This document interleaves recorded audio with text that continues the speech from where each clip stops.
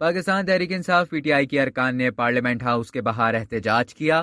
عالیہ حمزہ ملک parliament کے دروازے پر چڑھ گئیں۔ اس دوران وہ زخمی بھی ہو گئیں۔ عالیہ حمزہ کے پاؤں اور ہاتھ پر زخم آئے۔ پی ٹی آئی کی مستعفی خواتین ارکان اسمبلی احتجاج کرنے پارلیمنٹ ہاؤس پہنچیں، جہاں عالیہ حمزہ، کنول شوذب اور ملکہ بخاری کی زیر قیادت پی ٹی آئی کی خواتین نے مظاہرہ کیا۔ ذرائع کا کہنا ہے کہ پی ٹی آئی اراکین کے احتجاج سے پولیس اور انتظامیہ بے خبر رہی۔ پی ٹی آئی کی خواتین اراکین پارلیمنٹ گیٹ نمبر 1 سے پارلیمنٹ میں داخل ہوئیں۔ پی ٹی آئی کی خواتین نے پلے کارڈز اٹھا رکھے تھے۔ خواتین اراکین نے مہنگائی کے خلاف نعرے بازی بھی کی۔